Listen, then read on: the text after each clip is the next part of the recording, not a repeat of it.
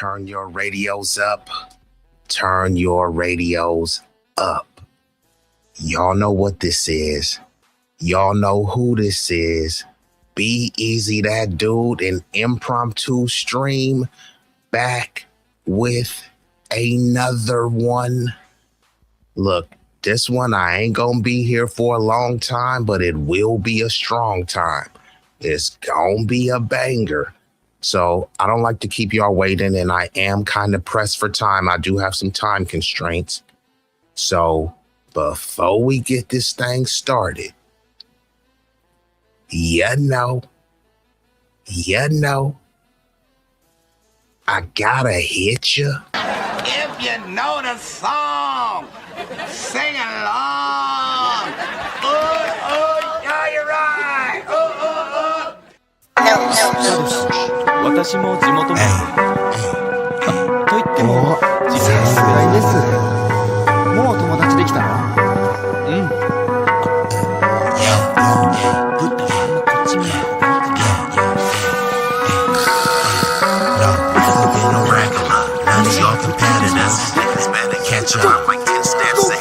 This promethazine got me leaning like a cholo in the club. I'm 20 deep. I don't be riding solo. Pull some bad bitches, they vanilla and cocoa. They wanna take some photos when we kick it out in Soho. Chicks is showing tits and popping pussy for my promo. Told them like juvenile, baby, move it for me slow mo. Then I'm right back to the block, cause I keep getting modo. I be flipping, not shrinking. I don't give a fuck about no ho. This nigga name ain't D-Lo, but pimping these bitches and stacking this bread forever be my stilo. This is B-Eazy, that dude in the trap making pass smooth. If I ever go broke, then I'm about to pull a jack move. Since a nigga healthy, I don't even gotta worry. With my bitch from Fiji, eating tandoori and chicken curry. That ism is really in me. My pimp game international. I design my own clothes, so I be always looking fashionable. Here's a couple facts about me that y'all didn't know. Some of y'all be getting bread, but I be getting bigger, dawg. I got bigger guns and a whole lot of bad. And we are activated. What it do? And yeah, some housekeeping. If you come through, shout, give your boy a shout out. Looks like we've been joined by an illustrious guest. What a coincidence. You will be talking about affirmative action and DEI. Peep your DM for the last message I sent you regarding the subject. And I will look at the DM because I haven't seen that yet. But salute Roger Meadows, the NY, my NY brethren in the building. Now let's just go ahead and get right into this, because like I said, I won't be here for a long time, but I will be here for a strong time. Now, just in case y'all haven't heard, let me give y'all an overview of what happened. There was an ICE agent. ICE is the Immigration and Customs Enforcement. They fatally unalived a 37-year-old white woman. I know people will say, well, why do you have to make it about race? Well, this is about accuracy and specificity, right? Or I can say a 37-year-old American woman, if that makes people more comfortable. So they're launching a large-scale enforcement operation in South Minneapolis, and this is sparking a lot of tension from the federal and the local officials. So I'm going to give you all the details of the incidents before I play the video. So the shooting occurred Wednesday morning today, depending on what time zone you're in, during what federal authorities describe as part of the largest immigration enforcement operation in Minnesota to date. Thousands of agents were deployed across the state. And it ultimately led into the demise of this 37-year-old woman. So federal officials, including the Department of Homeland Security, stated that the officer acted out of fear for his life and characterized the victim as a rioter. Where have we heard this before? So once again, when these ICE agents, when they have all sorts of backup, they have advanced weaponry, they're still somehow fearing for their life. I mean, some would call that a crock of you know what, but, let's commence. So in contrast, Minneapolis Mayor Jacob Frey rejected the self-defense claims, highlighting discrepancies in the accounts and raising concerns over the circumstances of the shooting. So the context is this operation involved hundreds of agents already active in Minnesota over the past month, and an additional 2,100 federal agents are arriving this week to support enforcement efforts. The incident has attracted national attention due to the scale of the ICE operation and the fatal outcome of the civilian encounter. So the current status of this: investigations into the shooting are ongoing, with local and federal authorities reviewing the evidence surrounding the incidents. Public statements emphasize contrasting narratives of self-defense, disputed actions, signaling that further developments and clarifications are expected. So this overview is just to basically capture the main facts, and I'll play this video. And this video is from CNN, Jake Tapper. There will be a moment where I have to kind of put up something on the screen because I don't want YouTube. I know YouTube is super sensitive. They will allow Jake Tapper to show this, but not me.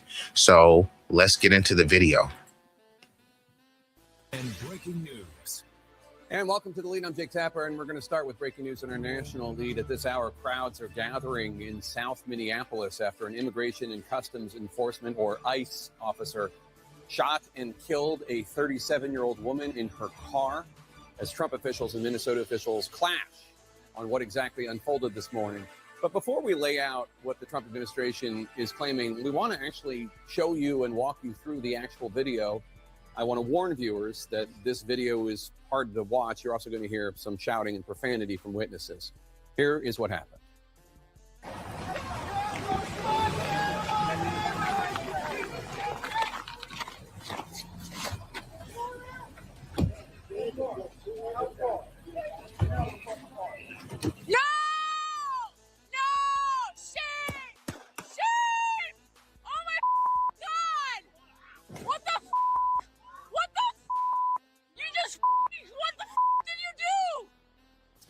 There you could see the driver, after being shot, losing control of her car, crashing into cars parked on the left side of the street.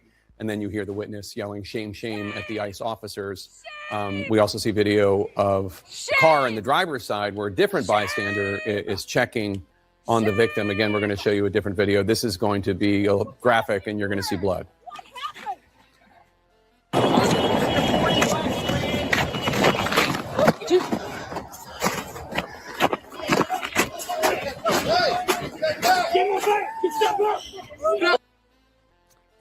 So that's what happened. Here is what the Trump administration is saying. The Department of Homeland Security, in charge of ICE, is claiming that rioters blocked ICE officers and, quote, one of these violent rioters weaponized her vehicle, attempting to run over our law enforcement officers in an attempt to kill them, unquote. And let me get to the illustrious guest that's in here. And like Lotus says, if you in here to troll, at least offer some level of sophistication with your trolling. And yeah, so right now, Lotus, what I'm doing, I'm streaming simultaneously. So I have the vertical live and the horizontal. So it depends on how you prefer to watch it. So if you want to watch it on your cell phone or on your TV. But we've been joined by the lovely Lotus Ty in the building. Let's get back to it. And here is the Secretary of the Department of Homeland Security, Kristi Noem, this afternoon. It was an act of domestic terrorism. What happened was our ICE officers were out in an enforcement action. They got stuck in the snow because of the adverse weather that is in Minneapolis. They were attempting to push out their vehicle, and a woman attacked them and those surrounding them and attempted to run them over and ram them with her vehicle. An officer of ours acted quickly and defensively shot to protect himself and the people around him. And my understanding is that she was hit and is deceased. We're continuing to gather more information, but this goes to show the assaults that our ICE officers and our law enforcement are under every single day. These vehicle rammings are domestic acts of terrorism. We're working with the Department of Justice to prosecute them as such. We obviously do not know what the pending investigations will reveal about this shooting, but to anyone with eyes, it's clear the Secretary Noem's description is abjectly false. President Trump echoed no. He posted on Truth Social, quote, "The woman driving the car was very disorderly, obstructing and resisting, who then violently, willfully, and viciously." So I believe you're talking about Kristi Noem. She is always in costume, kids playing dress up. Yeah, Kristi Noem is here for the photo op. Kristi Noem is there to try to look glamorous on the job. But what exactly is she doing? You want to talk about DEI hire? I present to you Kristi Noem. Let's commence. Ran over the ICE officer, who seems to have not know what the pending investigations will reveal about this shooting. But to anyone with eyes, it's clear that Secretary Noem's description is abjectly false. President Trump echoed Noem. He posted on Truth. All right, so I'm going to get to some of the chat and then I'll play the video. Detroit says it was a, you know what that word says. So some people are arguing against that and saying that because the agent feared for his life, it was a clean shoot. She's hiding her face under that hat so she can lie. Yeah, well, this administration, I mean, all politicians, is in the name, right? Politrix, politician, all of them are lying, and she's no different. Even though she's not a politician, she's, you know, in cahoots with a political regime who has a propensity for lying. Social, quote, "The woman driving the car was very disorderly, obstructing and resisting, who then violently, willfully, and viciously ran over the ICE officer, who seems to have shot her in self-defense," unquote. So as you guys can see what the president says, that the woman was driving very disorderly, obstructing and resisting, who then violently, willfully, and viciously ran over the ICE officer. Now, y'all seen the video. The ICE officer wasn't run over. Now, it appears that she was trying to flee and get away, but I can't say that it's definitive that she was trying to run over the ICE officer. And then he's starting to hedge, right? On here, he's saying that she violently, willfully, and viciously ran over the ICE officer. Maybe there's another video. I haven't seen the video of the ICE officer being run over. And then he says, who seems to have shot her in self-defense. So did she need to be shot? Could they have just shot the tires, right? Was that not an option? Did he have to unload into her chest and her flesh?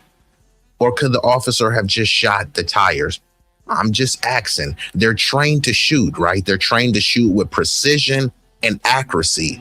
So couldn't they have precisely shot out the tires and then arrested her while she was still breathing? Just a thought. And President Trump included a version of this video. Trump's appears to be slowed down from the original.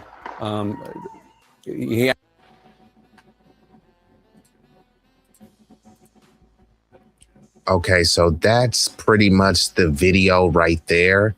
There are a lot of people covering this, but I would want to know what the chat has to say. And like I said, if you're going to troll in the chat, at least have some level of sophistication with your trolling, because I'm sniping cats out the chat. Why are they engaging citizens? You would have to ask the ICE agents. Are the citizens engaging the ICE agents? Is it both? The trucker says, FAFO. F around and find out. Now, some people will consider this insensitive, but I know if it was a black person, people will be asking, well, why didn't you just comply? You know, so some people are asking the same thing. Why didn't she comply to lawful orders? This doesn't justify her being unalived, but is that a fair question to ask? She effed up. Unfortunately, she did. It was a fatal mistake. I don't think she was trying to mow down the officers, but doesn't really matter because the officer claimed that they feared for their life, and that's enough to dump some hot lead. What about the thought of not trying to flee? Just a thought. Yes, she could have tried not to flee. I'm not saying that would have been a guarantee that she still would have been alive. However, I think her chance would increase exponentially that she wouldn't have been unalived. And not only that, I don't really get the point of this protest. Like, what was she hoping to attempt? She was blocking traffic. And what? Does she think that they're not going to send more ICE agents if she blocks traffic? And Lotus Tie seems to Lotus Tie is on team FAFO. She obstructed justice. So I have to look at it through a complete lens, right? If you take out this person, if you take and you swap it with another race and another gender, people would be saying, hey, what do you expect? The officers feared for their life. Hey, what do you expect? He or she didn't comply with lawful orders. This is what people say all the time. So I don't know why this case should be any different. Another one down for us Democrats. When you say another one down, what do you mean? Another body down or what? Where's the Black Lives Matter? Where's the White Lives Matter? Actually, where's the All Lives Matter, right? Because we're in a nation and we don't see color. So where's the All Lives Matter? That should be a more appropriate question. Where are the feminists at? The feminazis, where are they at?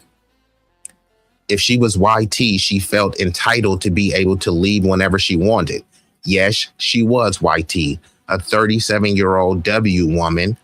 She felt entitled to block the road. She felt entitled that they said, hey, get out the car. And she said, you know what? I'm up out of here. And then unfortunately, they got her up out of here. The out of here is the earth. And it's unfortunate. She didn't deserve to be deleted. She should still be here today. But unfortunately, some people say if you play stupid games, y'all know the rest. And you keep saying FAFO. I'm seeing a lot of sentiments in the chat that say FAFO. So this is unfortunate. You know, I mourn and grieve for the loss of life. But unfortunately, it just kind of is what it is. So we've been joined by my New Orleans family, the 504 boy. Whoa, they Braxton in the building. So let's just get right to the next topic. As y'all can see, we're going to talk about affirmative action, how it mainly benefited W women and everybody besides Black Americans. It was designed specifically for FBA, and then they turned it into a buffet where you get affirmative action and you get affirmative action. Unfortunately, they've made us the scapegoats and the mascots for affirmative action. Meanwhile, everybody but us has benefited from it exponentially. And we're going to get into this video. This video I will be reacting to is from a OG content creator who goes by the name of Lady Boulay. I've reacted to her content before because she's usually spot on with her analysis. So we're going to get right into that video.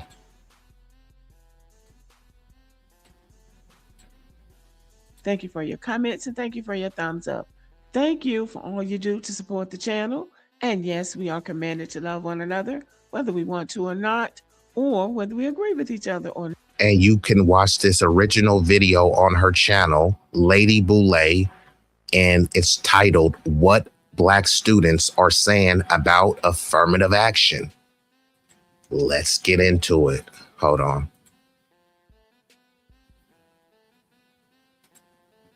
Not. And today I'm talking about affirmative action. Affirmative action was weaponized against us.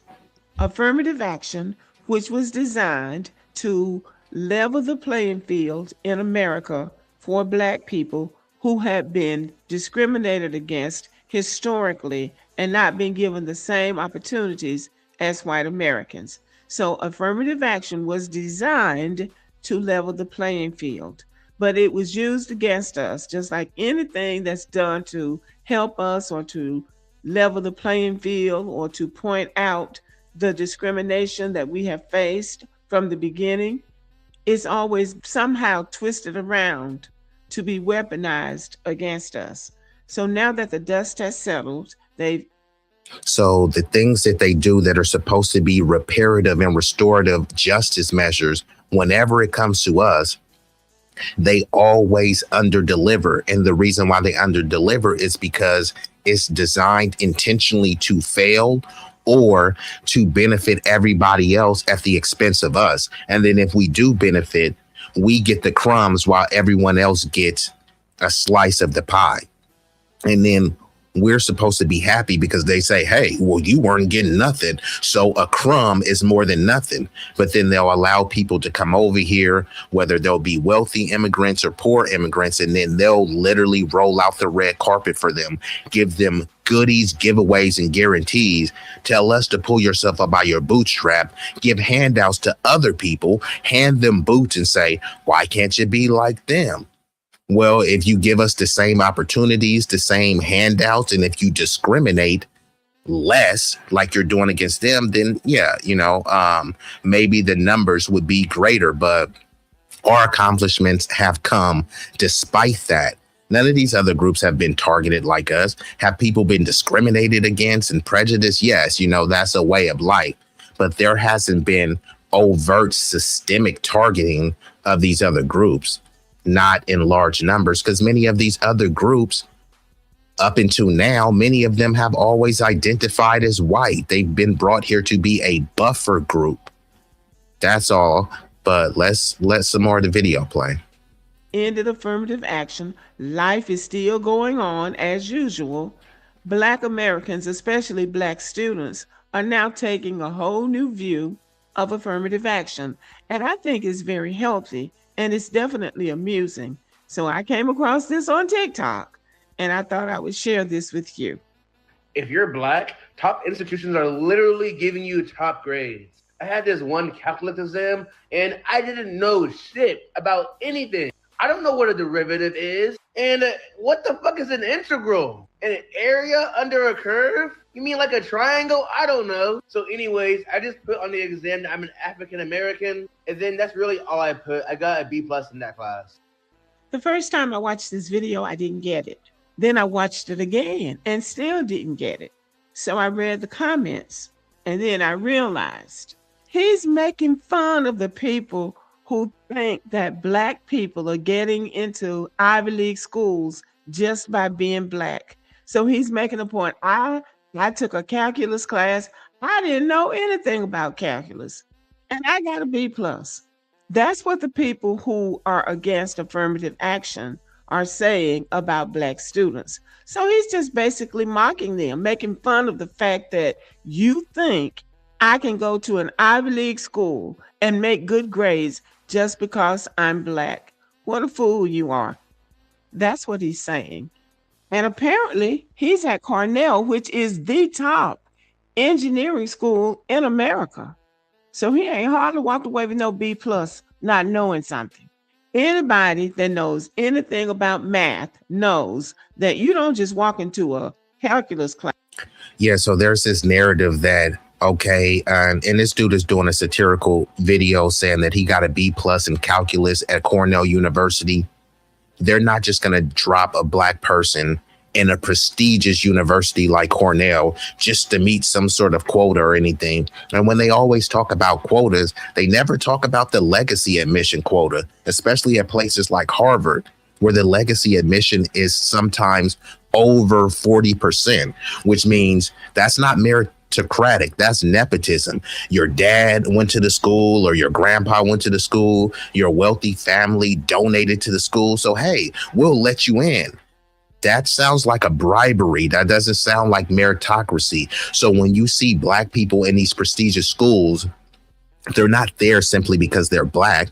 And if there is a racial quota, there's only racial quotas because before they were explicitly discriminating on people just because they're Black. And now that they implement affirmative action, which doesn't even really benefit FBAs mainly, if they do get a Black person, it will be some foreign immigrant person to say, hey, look, they're Black too, even though it was some Nigerian prince, they'll say, hey, look, we are trying to help Black people, but it wasn't designed for the global diaspora. It was designed to specifically help the targeted demographic that was disenfranchised, which is and was foundational Black American freedmen. So they came later to try to say, no, this is not for y'all, even though we targeted y'all. This is for minorities and marginalized groups that weren't even being targeted to this on the scale that we are. So once again, they use our pain and our plight to deliver tangibles to other groups. Just by being Black and get B+. That ain't happening. But he was so serious as he's. And it looks like I've been joined by a prestigious guest, Big Rig Slaps, and none other than Fire, the Phoenix Fire, in the building. So deadpan with it that he's convincing. On the one hand, I think it's parody, where he's mocking the people who don't know any better. And on the other hand, I think it's. Oh, and we've been joined by none other than Ronnie Q. What it did do in the building. Ronnie Q knows too. Like when they talk about affirmative action, they're always painting Black people as the mascot, just like welfare, right? But more white women on welfare, but they won't paint white women as the welfare queen. White women benefit the most from DEI, but they're not the DEI queens. White women benefit the most from affirmative action, but they're not the mascot of affirmative action. And white women were in the passenger seat while their hubbies were controlling everything. They were in the passenger seat, but since their hubby wouldn't drive, they said, oh, we're oppressed and we're marginalized. So now because their white zaddy wasn't treating them right, then somehow they're on the same level of marginalization as someone who was redlined, someone who was told it's illegal for you to read, someone who was mass incarcerated, debt peeing and sharecropping. Somehow, because their white hubby told them to stay in the kitchen and be barefoot and pregnant, somehow that equals the same level of marginalization as people who were going through race riots, people who were having their kids meet the same fate as Emmett Till. Could you tell me a white kid that got the same fate as Emmett Till? Don't worry, I'll wait. Satire, where he's using his brand of humor to teach a lesson. I'm not sure which one it is, but he's definitely making a point that if you're so stupid as to think that I can go to an Ivy League school just because I'm Black. Okay, so I'm gonna rewind it back slightly just so y'all can play. And since I'm stopping it and to make it transformative, it's only about 5 more minutes of the video. And I will continue to do live streams like that because I do have a combination of people that are watching via their mobile device and on TV screen. And shout out to Ronnie Q because I was skeptical. Should I do the live this way? And Ronnie Q just said, yeah, go ahead and do it that way. So salute to Ronnie Q for the suggestion. And also got to give a shout out to the hardest working mod on YouTube, Vibrant Low, in the building. Let's commence. Let me rewind it back slightly and active. People who don't know any better. And on the other hand, I think it's satire, where he's using knows that you don't just walk into a thing about none of the people who think that Black people are getting into Ivy League schools just by being Black. So he's making a point. I took a calculus class. I didn't know anything about calculus, and I got a B+. That's what the people who are against affirmative action are saying about Black students. So he's just basically mocking them, making fun of the fact that you think I can go to an Ivy League school and make good grades just because I'm. Here we go again. Who is we? No, seriously, who is we? You say we are not American if we Black. First of all, when you capitalize the American and you capitalize the Black. We refer to Black as our ethnonym, but also as our racial group. So the fact that you're putting it lowercase, it's a little bit shaky on your part. So do better. But you say, we not American if we black. What the fuck are you talking about? White people, are they not American? We are not American if we white. Would they say that? So I don't know what you're trying to prove, but this was a swing and a miss. Black. What a fool you are. That's what he's saying. And apparently he's at Cornell, which is the top engineering school in America. So he ain't hardly walked away with no B plus, not knowing something. Anybody that knows anything about math knows. So looks like we have some raging imbeciles in the chat. When somebody has to say, and I'm black, yeah, most likely they're not black. What type of profile pic is that? You're black, but you're afraid to show your black face and your black skin? Yeah. If you hate America, just leave, bro. What did I say on this live that would indicate that I hate America? If you hate this content, just leave, bro. And matter of fact, here, let me help you out. Let me put you in a timeout because you're not using your thinking cap. You're acting like a moist, petulant child. That's Travis Scott. Okay. Still, your argument doesn't have any validity to it. All right, but let's get back to it. Like I said, if y'all gonna troll in the chat, I mean, I'm okay with trolls. Trolls' lives matter, but bring some scholarship with it. Bring some sophistication. Don't just be a raging, stumbling, bumbling imbecile. That you don't just walk into a calculus class just by being black and get B plus. That ain't happening. But he was so serious and he's so deadpan with it that he's convincing. On the one hand, I think it's parody, where he's mocking the people who don't know any better. And on the other hand, I think it's satire, where he's using his brand of humor to teach a lesson. I'm not sure which one it is, but he's definitely making a point that if you're so stupid as to think that I can go to an Ivy League school just because I'm black, get in on being black, and then make good grades because I'm black, then I pity the fool. My favorite feature is the scheduling. I don't have to track people down. They can confirm or reject the shift with Connect. Black students blew up the comment section. Diana Prince said, I just answered I'm black to every question on the bar exam. Passed it the first time. I think that's hilarious because most people don't even pass the bar exam the first time. Why Not Westbrook says, some MAGA person reading saying, I knew it. And that's exactly what the guy meant. Somebody really believes that you can get into an Ivy League school just by being black and somebody's going to give you a good grade. Some people really believe that, and that's the sad part about it. I'm a lawyer in real life says, that's how I passed 5 bar exams also.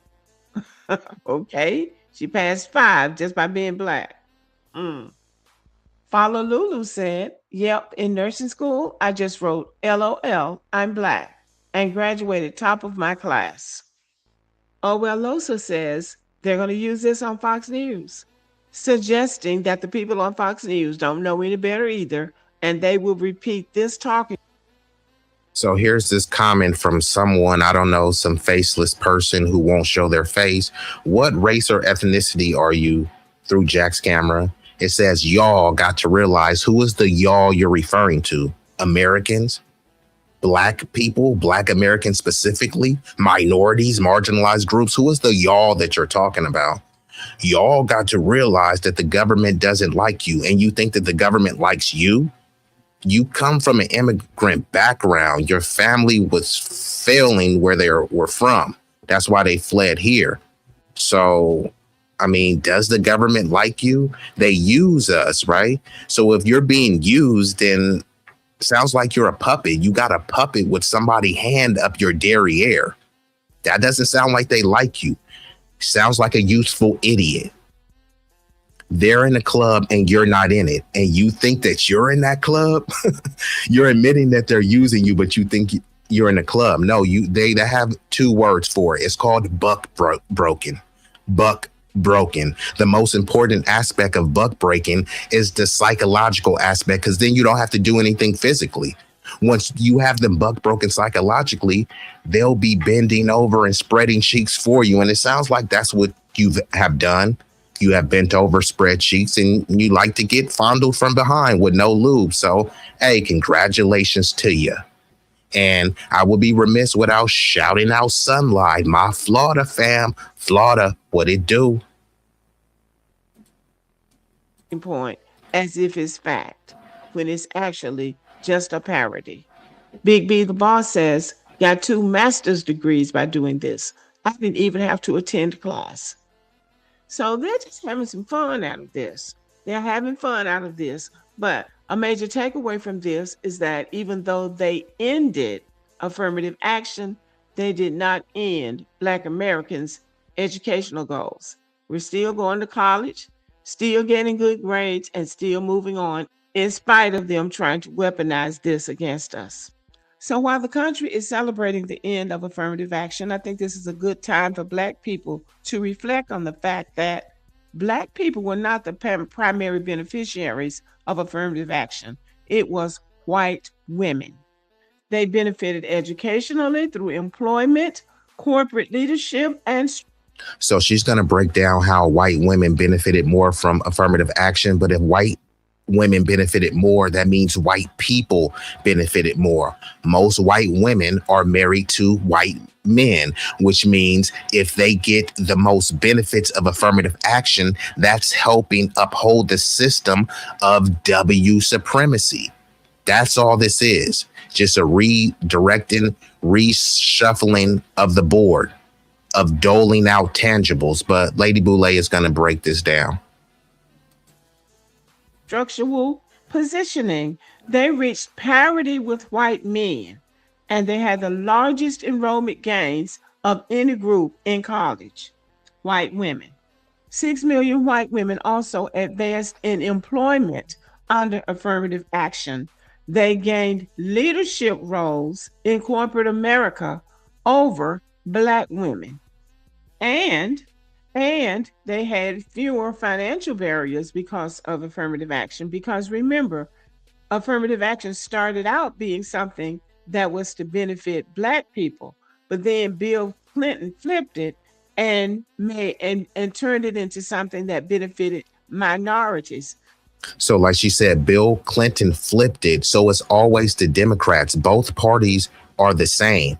So the Democrats specifically, like the Republicans will say, F y'all, you know, we don't really like y'all niggas. And the Democrats will say, no, we really like you guys. You know, you guys are the backbone of our party. And then they'll turn around and say, we don't really like those niggas. We just using them. So both parties are the same. It's 2 cheeks on the same booty, 2 fangs on the same viper. That's all these parties are. So what the Republicans like to do is just say, hey, we don't like them niggas, so we ain't giving them nothing. Pull yourself up by your bootstraps. The Democrats say, no, we do like y'all, and we know how much you guys have been through. We know how much you've been subjugated, oppressed, etc. So in the way that we're going to rectify that oppression is open the border.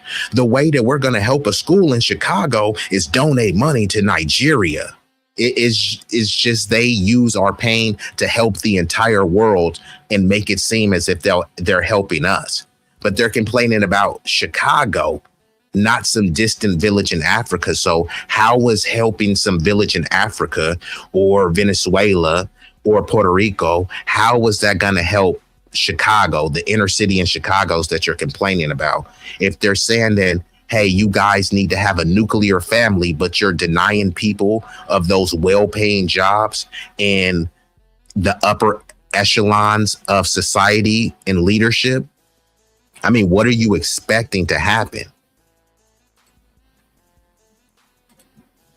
So then white women fell under the category of a minority. But then Bill Clinton flipped it and turned it into something that benefited minorities. So then white women fell under the category of a minority. So that's how they managed to benefit more than anybody under affirmative action. So let's just remember that as they're applauding the end of affirmative action because Black people didn't gain that much. When you go through the people that gain the most, Black people are at the bottom. It was the white women, the white men, Asian people, Latinos, veterans, disabled people, and then Black people were all the way down to the bottom. So listen to how many other groups are ahead of us. So if there's a gay white dude, he's eligible for affirmative action. If there's a white dude who breaks his leg and now he's handicapped, he's disabled, so he's eligible for affirmative action. If there's a white dude who says, you know what, I want to be trans, he's eligible for affirmative action. A bunch of Chinese immigrants coming over here who come from wealthy family backgrounds, they're eligible for affirmative action. Some people in the upper caste society in India or Nigeria, they come over here, they're eligible for affirmative action. If you look at someone like Vivek Ramaswamy, he accepted a affirmative action style scholarship from Soros. He already had the money, but he still accepted a 50,000 plus scholarship. And he said, oh, it was based on meritocracy, but you already had the money. So why are you accepting affirmative action? And now once he was running for president and governor, he's railing against affirmative action. He pretends as if he's against open borders and we need to secure the border, but he is pro H-1B visa, predominantly from India. So these people are all over the place with their hypocrisy. They're okay with affirmative action, just not going to the intended demographic that it was supposed to go to. So the video is almost over. A couple more minutes and we gonna let it ride out. So where they think they set us back, they really didn't, because we didn't gain that much from affirmative action in the first place. So I don't have a problem with white women or white men or minorities, whoever those minorities are. I don't have a problem with those people getting ahead and getting everything out of life that they can get. What I resent is taking something that was supposed to be for Black people, flipping it so that everybody but Black people benefited from it, or everybody benefited from it more than Black people. And like Lotus Ty says, they pass policies to benefit their people and their homelands, not the American people. I present to you the Somalis in Minnesota. Now, the Somalis are being scapegoated and thrown under the bus. They are not innocent angels. And I'm not talking about the entire community. I'm just talking about the corrupt ones that were responsible for this criminal enterprise. Somalis or any group shouldn't be generalized based on what some of the people do. However, they were sending a lot of money back. They were buying homes in different African nations. There's alleged that some of the money went to some sort of terrorist groups over there. Now, some of this stuff is speculation and some of these things are still being investigated and reported. Now, the numbers are astronomical. They're saying that the Minnesota fraud has meeting or exceeding the tune of $8 billion. Now, definitely the Somalis are not responsible for that, but just like everything else, they've been painted the faces that. And Somalis are like, I know Black, I'm Arab, I'm this. Okay, cool. Well, hold your own nuts and let the Arab community fight for you. Let the Muslim community fight for you, and let the lunatic lefties fight for you. But they are being scapegoated and thrown under the bus. The people who was at the helm of it were white people. No one is talking about white culture, though, right? They're talking about Somali culture and Somalis scamming, corruption. Basically, this is their lifestyle is what they claim. Okay, so others were implicated as well. So is that their culture? The white people who were responsible for scamming billions, who raised these people, is this part of their culture or no? Does the culture argument only go towards FBAs and other melanated people? I'm just asking.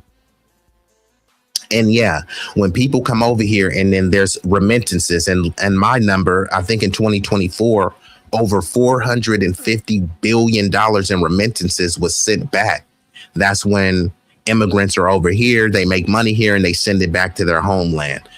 Hey, the law allows you to do that. but we can't pretend and act like as if that's helping the community. So if they dump some non-Black Americans in a Black American community, the government gives them loans that they wouldn't give Black Americans. They extract resources and money from the Black community, and then they send it back to their homeland. Could anyone lay out how that helps us out? That helps enrich another community. That helps establish, legitimacy and generational wealth in another community. It doesn't help us at all. We can make our own tacos. We can cook our own Chinese food, right? A lot of people are ordering stuff from Amazon and Whole Foods now anyway. So just saying, we don't really need people to come take out of our community because they won't allow you to do that, right? Chinese people could set up shop in a Black neighborhood, but you can't set up anything in Chinatown, right? We'll be welcoming everybody. Hey, you guys are people of color. So we'll let them come over here. But then when you flip it and say, hey, look, we're all people of color. Could we set up this Black owned business in your neighborhood? No, they don't want that. And then if you don't want them to set up shop in your neighborhood, then that's somehow xenophobic. Look at all of these countries where people are fleeing from. If Black Americans go to Somalia, right? Are we going to be welcomed with open arms? Are they going to say, this is your motherland and here's these goodies and giveaways? They say no one's illegal on stolen land. Okay, Mexico was stolen. So could I just waltz into Mexico and wear a shirt that no one's illegal on stolen land? Could I go over to Mexico and right now and say, don't call me an illegal alien? No human is illegal. Is that going to move the needle for them? How about if I go to Venezuela and say that? How about if I go to Vietnam and say that? How about if I go to Japan and say that? So the no one's illegal on stolen land, that argument only is just applied to America, right? But I mean, wasn't Japan stolen? Could I go to Taiwan, right? Taiwan was stolen. No one's illegal on stolen land. Would Taiwanese people welcome me with open arms? And then stigmatizing Black people with it, putting the stigma on Black people that we were getting ahead because of affirmative action when everybody else was getting more. Lady Boulay, she is one of the OGs, so she may have a different perspective on some things, so I kind of, chew the meat and spit out the bones like the brother Braxton was saying. There are some issues that I disagree with on. I think she leans more towards the democratic way of thinking, even though I haven't heard her explicitly state that she is a Democrat. However, I think she was favoring Kamala Harris over Trump. Not that she liked him. It's just she believed that she was the lesser of two evils.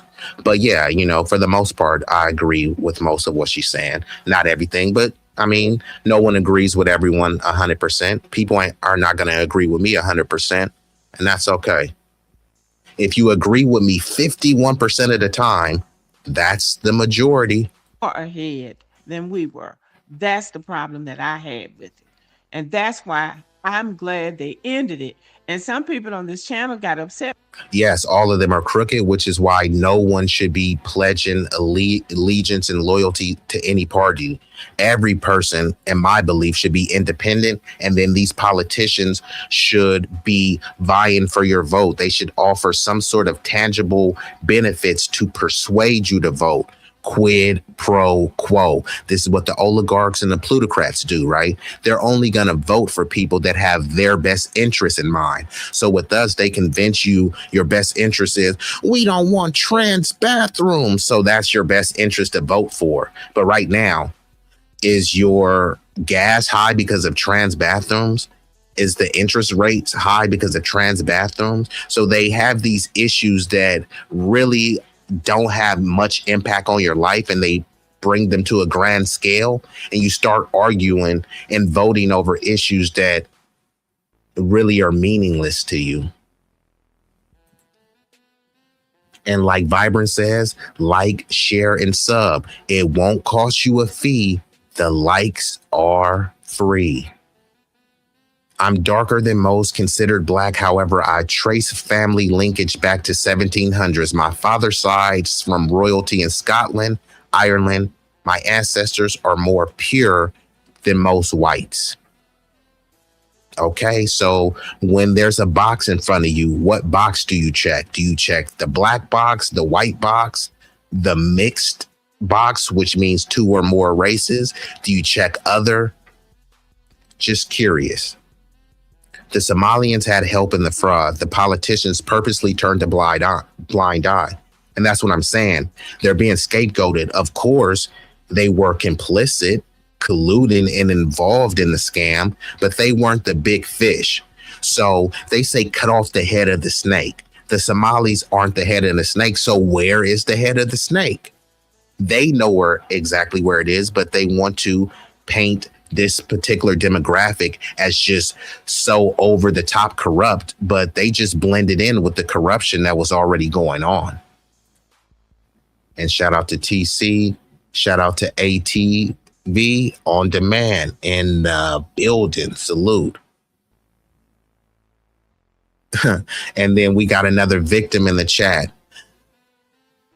If you're not white, no matter how you think, this guy hates you. So did you go graduate from the school of JD Vance that think that white people are under attack? And I thought you guys were against victimhood. Why are you acting like a victim? Someone cue the tiny violin. They send it back to terrorist organizations that run their homelands. Hey, there is a lot of corruption. There is a lot of terrorism, at the top in some of these homelands, and must be addressed. In England, Somalis roam the streets with machetes. Okay, that's up for the England government. Why aren't they doing anything about it? Right? I would think that the England has superior firepower to machetes. So what are the laws there? Why aren't they doing anything about it? Are they being arrested? Is it open carry with machetes there? Because if it's open carry, then they're just law-abiding citizens with machetes. Is there a law against carrying a machete? And if it is, then the law enforcement in England should hold them accountable. A difference of opinion is welcome. However, please mind your manners. And yeah, y'all got to respect Vibrant Lowell. So don't get Vibrant ticked off. She's here to do an amazing job. She's all over the place on YouTube, putting in a lot of work. So I appreciate the diligence that she brings to being a mod. And yeah, y'all could disagree all day, but the trolling, and I'm okay with trolling because troll lives do matter, but at least be creative with your trolling. Don't lie. Have some level of sophistication, some level of intrigue with your trolling, or I might have to time you out because ain't nobody got time for that. Don't forget the DM, the last 2 things I sent. I'm going to try to check because like I said, I'm kind of on a time constraint. So I might have to bounce and then I might have to revisit that one, Roger. But I do appreciate what you sent. And this person says the host needs to mind their manners. I'm sure this was a typo, but that's not how you spell mind. And you're a faceless account. Like, what are you talking about manners? And here, I'll show you the type of manners I have. I have these types of manners. Bam. How about that? I put you on a timeout. Is that manners enough? So you can go sit in the corner and think about your action. And when you do come back with a coherent and cogent response. How about that?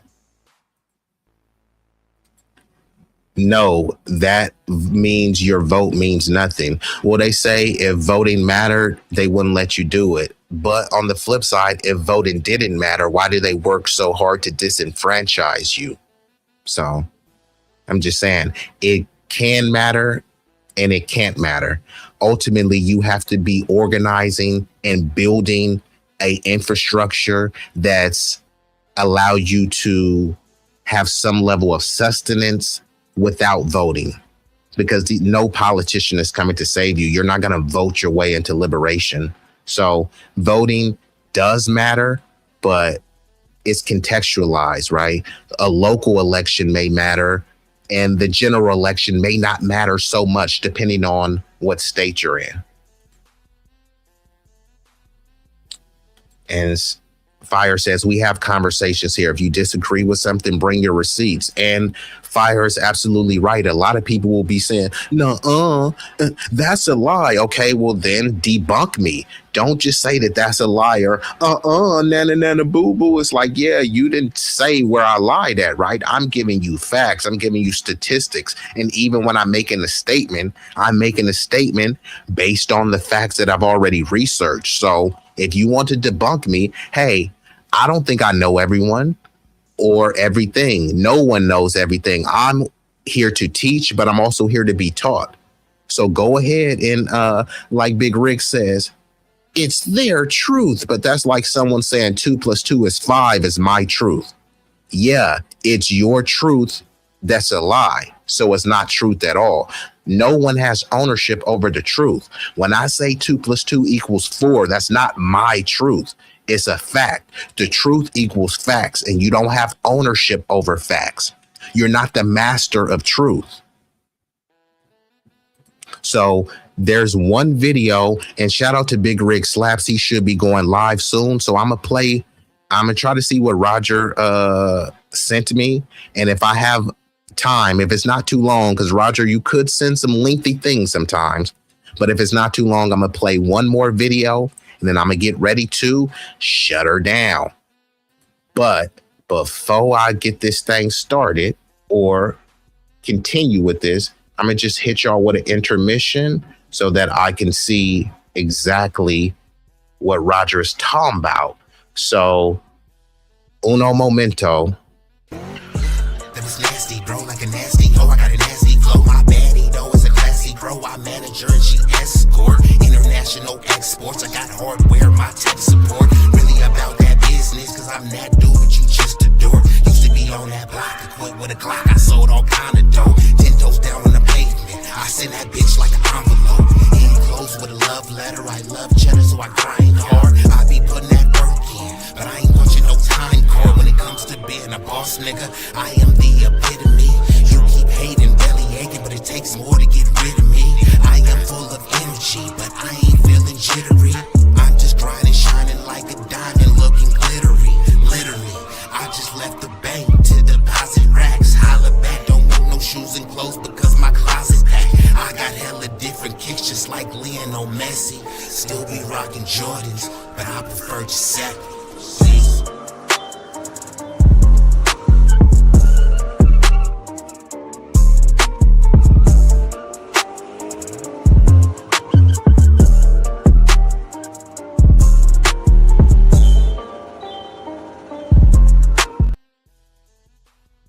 Okay, and we are back activated. So this is a video that Roger Meadows sent me. I believe this was in reference to the segment that I did earlier about the ICE agent.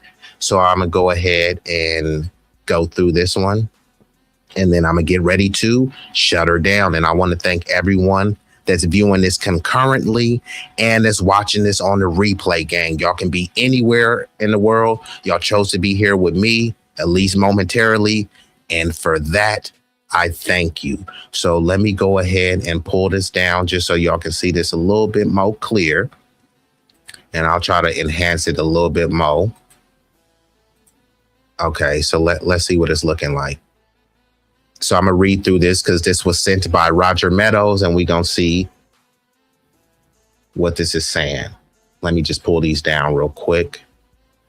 And so it says, this is from a page, Long Time History.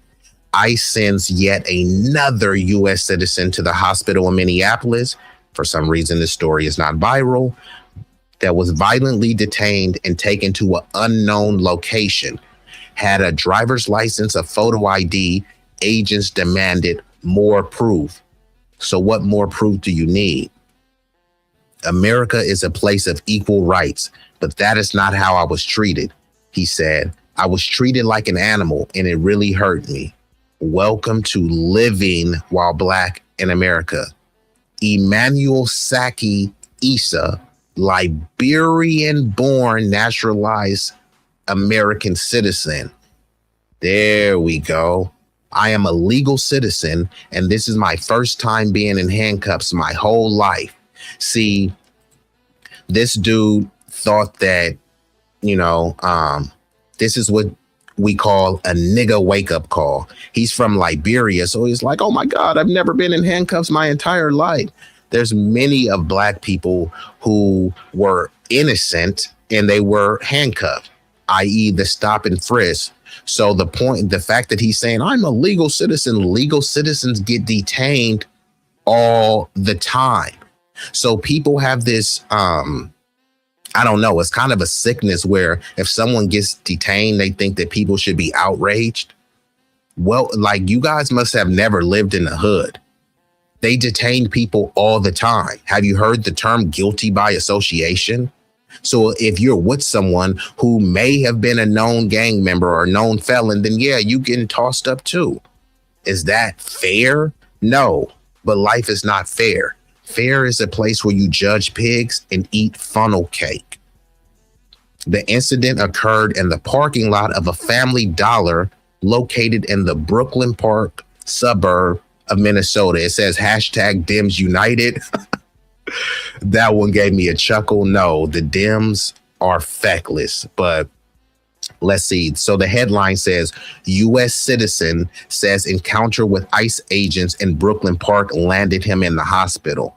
So they're showing stories like this because we all black and we all one big global Negro. So this is supposed to incite Black Americans, FBAs. So we're supposed to say, oh, look how they're treating black people. We won't stand for this. But a lot of us is just saying, that's unfortunate, but it's time for people to hold your own nuts. Whatever racial demographic or immigrant demographic, then yeah, you guys are on your own. And I get it. Some people, they're not used to us not going out there and crashing out for everybody else. So this has a lot of people hurt. But let me play the video and then we'll get into it.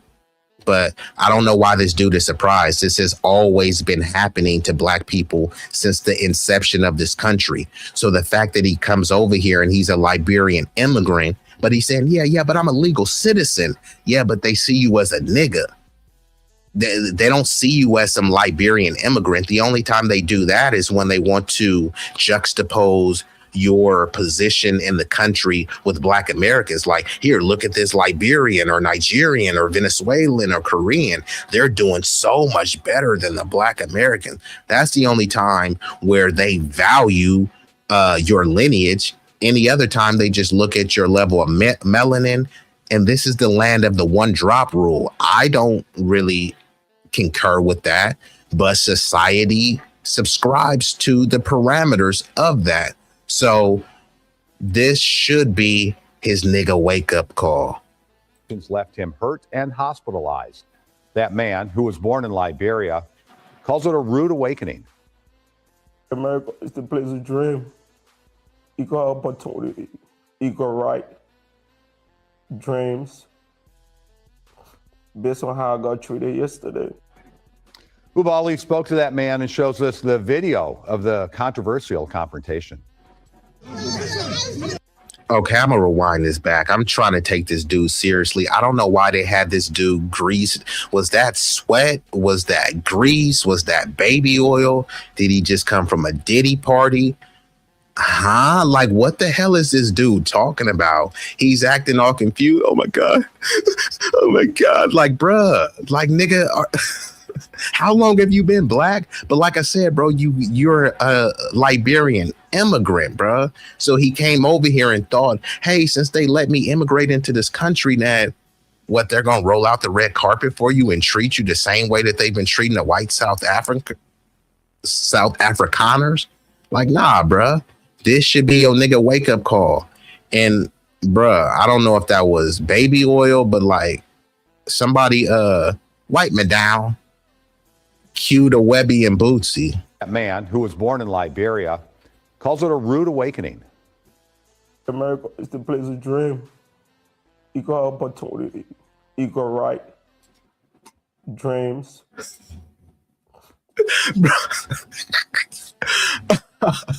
Hey, I'm trying to like, bruh, equal opportunity, equal rights. Like, no, you got equal amounts of baby oil. Like, bruh, like, what are you talking about? This country was found on some genocidal maniacs, anti-blackness, anti-indigeneity. Like, what are you talking about? Equal rights. Seriously, bruh. See, and this is what people, when they talk about the American dream is for immigrants. When I grew up, the American dream was for Americans to live in a white picket fence house that you own. Now it's, hey, look, your country is failing and you live in an underdeveloped nation. So the American dream is just us letting you come over here and live in an apartment with 10 people. You don't want to go back to your homeland, right? That's what they are pushing the American dream as now. You will own nothing and be happy. So now they want you to be proud of having first world amenities. Look, you have 5G internet and a house that you don't own. You know what I mean? You're in an apartment that's stacked way up to the sky, but it's like everyone doesn't own anything. But they say, hey, at least you're close to public transportation. You're close to the freeway. And there's a bunch of bars downtown for you to spend money. And that justifies us charging $5,000 for an apartment. You know what I mean? So it's like, they don't even talk about ownership anymore. And when they do talk about ownership, they'll talk about, hey, look, this model minority immigrant was able to own something. Why can't you? And then they won't tell you the background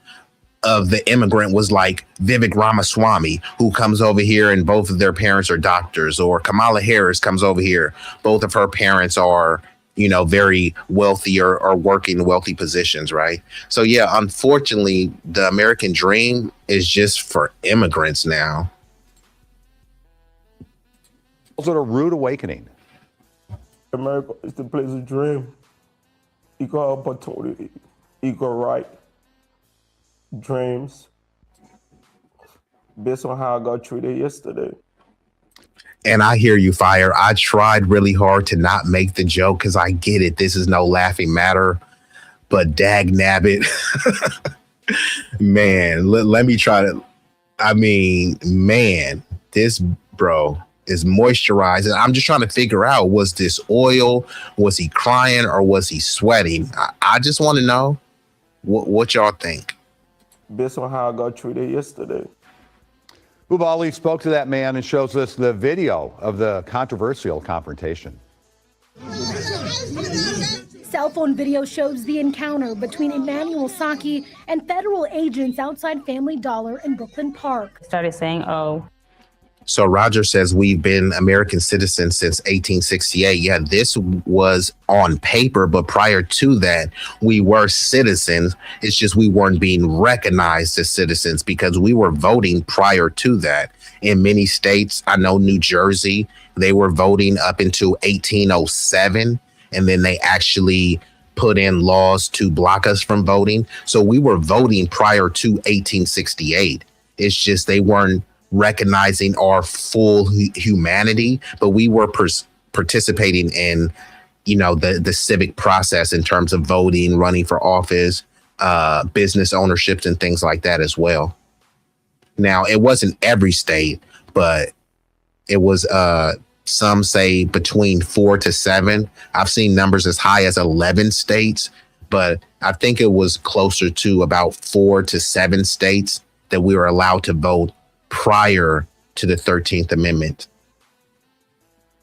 And don't take my word for it. Look it up. And that's one thing that kind of grinds people gears, is because we're not immigrants. And that's why they like to keep pushing, we're a nation of immigrants. And it's like, there's nothing wrong with being an immigrant. It's a beautiful thing. Some of my best friends have an immigrant background, and the same talks that I have on here is the talks that I have with them. And in fact, in California, the immigrants are super hard line against the border. You know what I mean? I'm extremely moderate when it comes to my position on the border. Many of them are just straight right wing. You think I'm lying? Look at ICE, Immigration, Custom and Enforcement. Over half of them are what you would describe as Hispanic / Latino. If you look at the Border Patrol, right? Over half of them are Hispanic/Latino. So many people want us crashing out for ICE when their community is signing up to be ICE workers, right? Y'all remember, I will vote for Donald Trump. I will vote for Donald Trump. And now I'm supposed to be crashing out against Donald Trump when y'all was making dances and jingles and salsa and merengue to vote for Donald Trump? Get the flip out of here. $1 in Brooklyn Park. Started saying, oh, whose car is this? This car is coming to register as somebody named Joseph. I'm like, no, this car is registered in my fiance's name. Man, can I come and draw like you say me? Saki, a Liberian-born, naturalized U.S. citizen, says he showed the agents his driver's license, his name, his photo, proof of who he is. Asked me, can you give more proof that you are a citizen? I told him I don't have the proof on me right now. That's when he says the situation. So, bro, this is another thing that people don't like.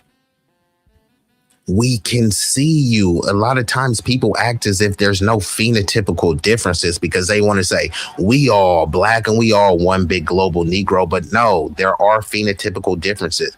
If you look at a woman from Finland, from Iceland, from Russia, from Ukraine, they don't look exactly the same as a white American, you know, redhead, brunette, blonde hair, blue eyed girl. They don't look exactly the same. Will there be similarities? Yes, but similarities doesn't mean the same. It means similar, right? A leopard looks similar to a jaguar. Are they the same, right? Yeah, they look similar, but then as you look closely, you'll be able to tell distinct differences, right? So this dude may look similar to some black Americans. Then you look a little closer, you tell the unique, distinct differences. Not only that, when they hear the accent, they already know, okay, you come from an immigrant background. They're not caring about your citizenship.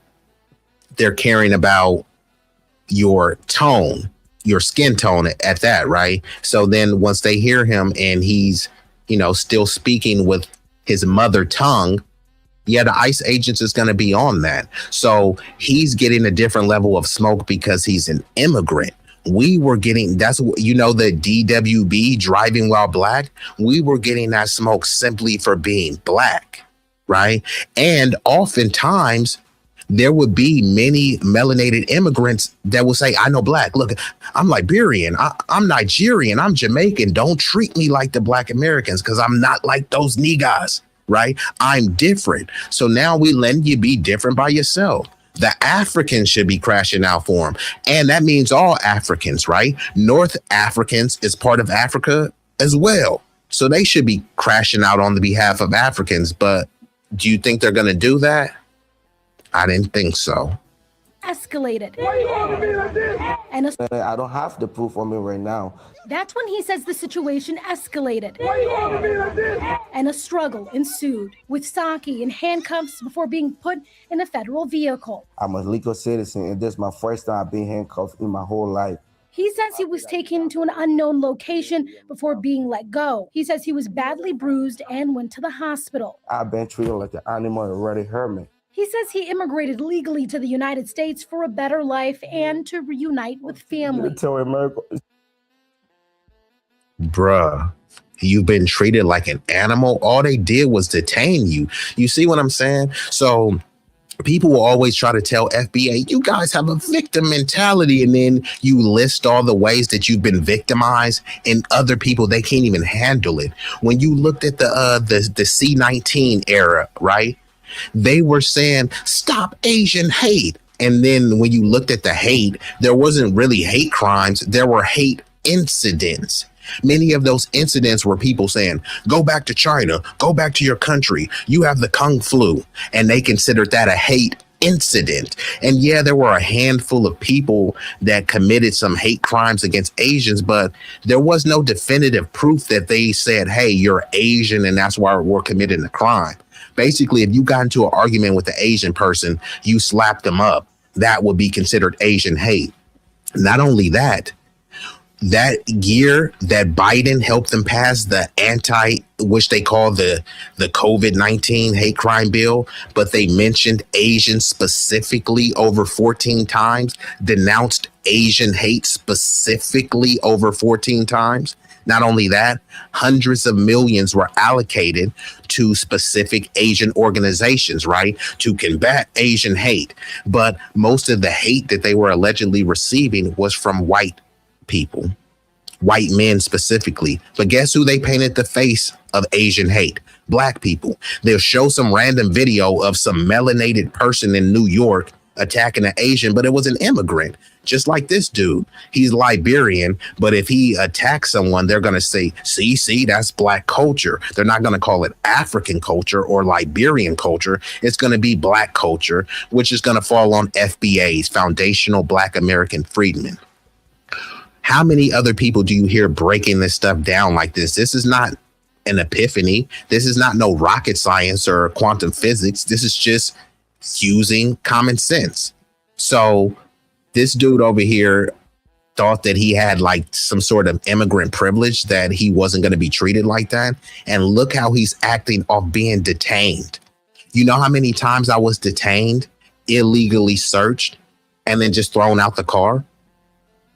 I didn't cry and I wasn't oiled up like I was about to attend a Diddy party. And nothing against this, bro. I get it. Like, some people are not, they're built different. Some people are emotionally fragile.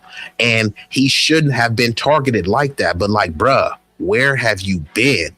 And see, many of these immigrant people, they come over here and they live in their immigrant enclaves because they don't want to be next to the Black Americans. So all they know of America is that, oh my God, some benevolent white person allowed me to come here and they let me get food stamps and they let me get this refugee assistance program because I'm seeking asylum.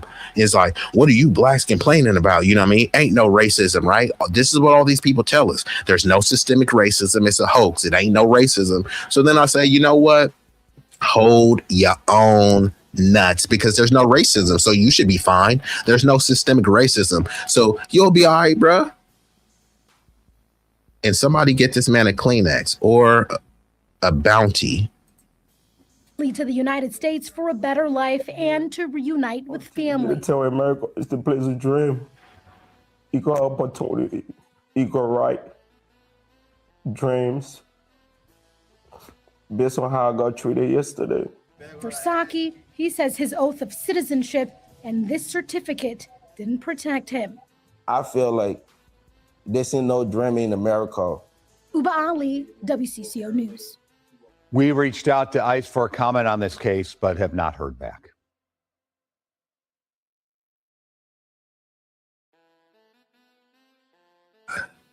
Okay, so that was a video shared by Roger. So salute to Roger Meadows. But yeah, bro got his Liberian wake up call. Bro got his nigga wake up call. I don't know what you was thinking, bro. See, he thought being Liberian in America was going to give him some sort of special privilege. Like, no, bro, you're an immigrant. That's how they see you, as an immigrant. So if they going to be... Red Six said his face was glistening, man. His face was shining harder than Michael Jackson's glove. Y'all know what glove I'm talking about. Bro face was shining. You know what I keep in a lining. That's not a joke. It's the truth. What is the truth? I don't even know who you're talking to. And the Lotus Tie, the savage Lotus Tie, said, whoa, go home. And unfortunately, many people like to say, death to America. America is so bad. And then I'll be like, all right, well, just go back to your country. You're xenophobic. You sound like a white supremacist Nazi. And it's like, now, if I go to your homeland and, you know, start talking bad about the local government, the politicians, the rank and file people, and say that y'all lazy and things like that, what do you think they're going to tell me? I would be lucky if all they said was go home.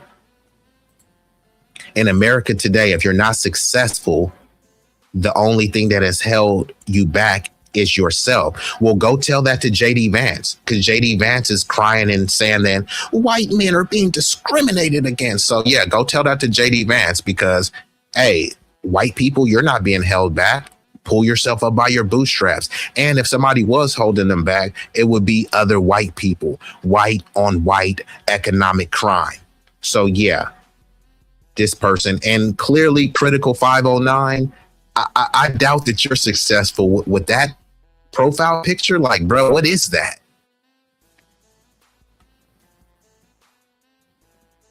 So yeah, look, I think this has been a fruitful stream. I appreciate everybody for sliding through. Fire says even Jerry Garcia called the U.S. xenophobic in the 90s, and you can't even get the old dead heads that turn to admit it. Well, yes, of course, the U.S. is xenophobic. That's why we had to fight. There was a racial quota in obviously specific countries. You see Trump, he's banning a lot of countries. I don't know any of the predominantly white countries. Can anyone list one predominantly white country that Trump has banned? He's banned a lot of African nations. He's banned a lot of countries that have darker melanated people. I just want to know, just name one. All you got to do is give me one predominantly white country that Trump has banned entry into the U.S. It's a plate full of carne asada tacos. I don't know who you talking to or what you're talking about, but you are giving me some hunger pangs, right? A carne asada taco sounds good, but the authentic one, not no Taco Bell. And shout out to TC. But yeah, I'm about to get ready to shut her down. But I just want to interact with the chat. I appreciate y'all. I love y'all. Fire says, thank you, B. Love and blessings to you and yours. We shall proceed strong. Yeah, no problem. Much love to Fire, who I call the Phoenix Fire because she's burning hot. So shout out to her. And shout out to Oregon, my fam in the Oregon, especially the Ducks. Come on, B-Eazy, I believe in you. You got room for one more, the one I sent before that. You know what, Roger, I am at a bit of a time constraint, so I will have to leave. A brother got to eat, and I got to make some moolah, so I do have a business proposition to tend to, but I appreciate you for sliding through and for sending me those videos to react to. Yeah, I can't name a white country that Trump is banning. Yeah, shout out to Denise. I mean, I was looking. I see there's a litany of non-white countries that he's banned, but nobody could give me even one white country. And Lucius Barbus, that's a hell of a name, says Taco Bell is the shit. Are you saying Taco Bell is the shit, or you have to shit after eating Taco Bell? Which one are you saying? Or both? And salutations to the lovely Lotus Tie and Ronnie Q. Go over there and subscribe to Ronnie Q. She's been doing what it do, slaying people politically, dropping the intellectual hammer. Ronnie Q, appreciate you. Trump is trying to racially cleanse America. It's so messed up. Yes, it is. Especially with foundational Black American Negro freedmen. There is an ethnocide going on where they're actively trying to replace us with people that are not of our lineage, and then they're trying to drown the country, specifically in Democratic strongholds, with non-Black people, but of a melanated nature, so they can push, look, we're a nation of immigrants, diversity is our strength, and look at all these people of color, right? And then they'll have a new voter base. That's all this is. And he says racially cleanse, you're kidding, right? I think he was serious. And shout out to TC. Yeah, and thanks, Roger. But yeah, I do appreciate you. But yeah, so I'm gonna go ahead and play a couple visuals for y'all. And like I said, if you're not subscribed to the channel, please subscribe, hit the notification bell, hit the like button for your boy. It won't cost you a fee. The likes are free. And let me give y'all a reminder. Time for a like intermission. We kindly request that you show love to the channel's creator and platform by leaving a like, sharing, commenting, and subscribing. Don't forget to turn on the notification bell to stay up to date with all the latest content. Liking posts is completely free and helps the algorithm boost our reach. We want to grow the community larger and larger. So thank you all who take the time to support us. It does mean the world to us and doesn't go unnoticed.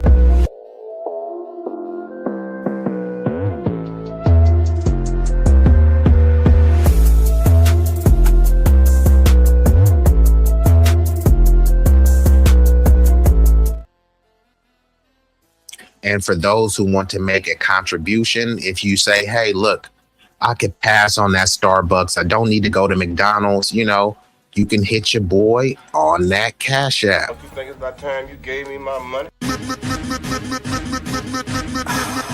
my money? I need cash. Please sign that money. Please sign that money. Please sign that money. Where my money? I need cash. Where my money? I need cash. Where my money? And Growing says Indians got Canada locked down.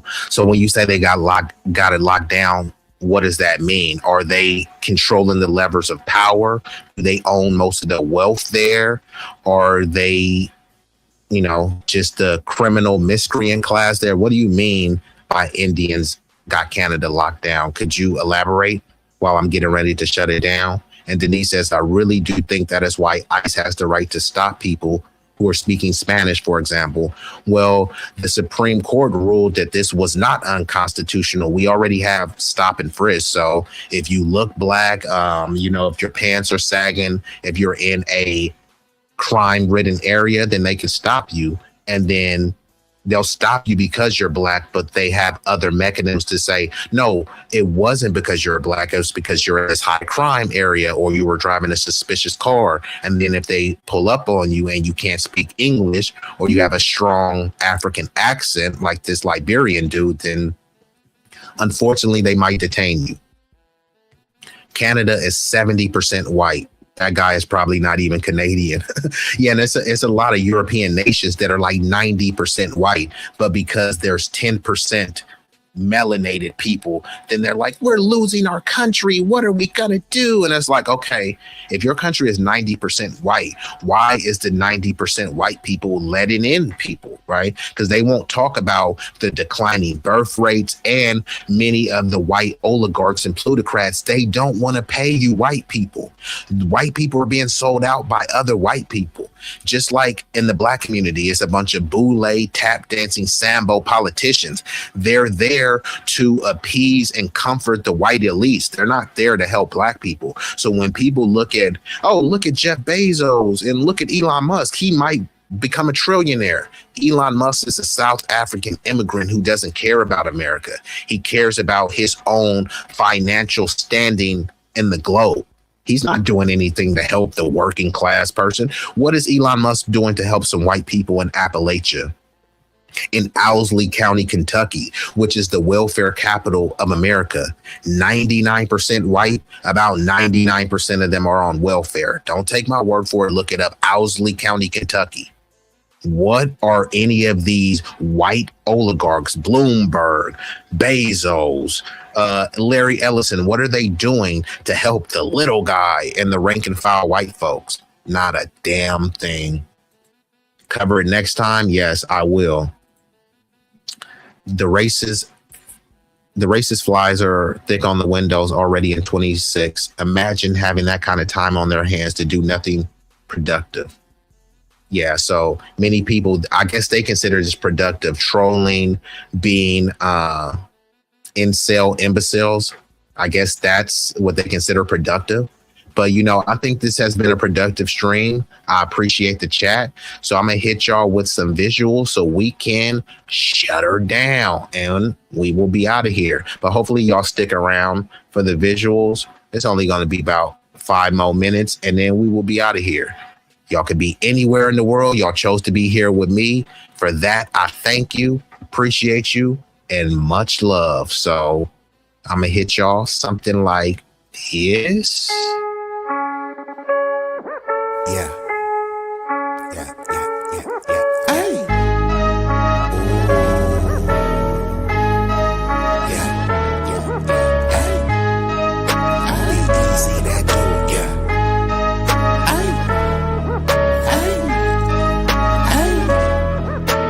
shit so hot it's burning up. Just go ahead and turn this up.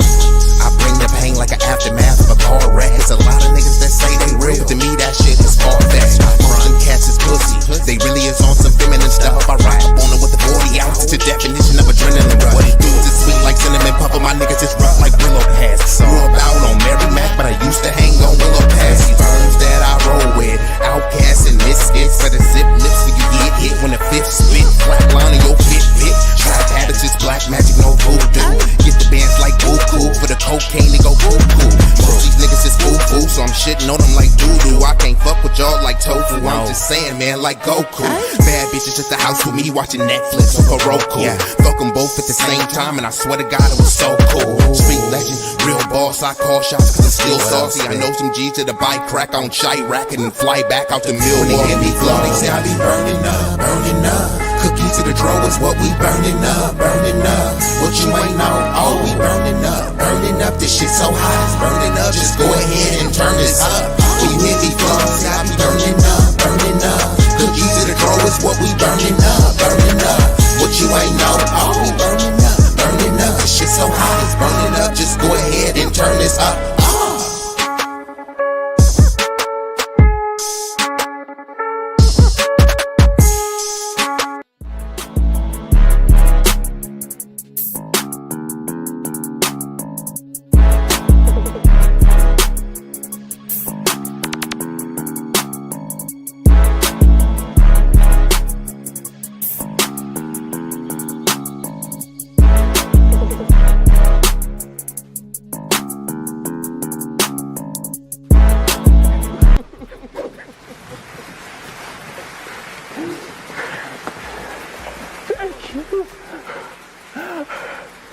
You love me.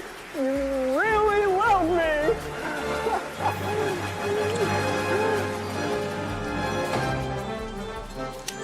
You're not going anywhere.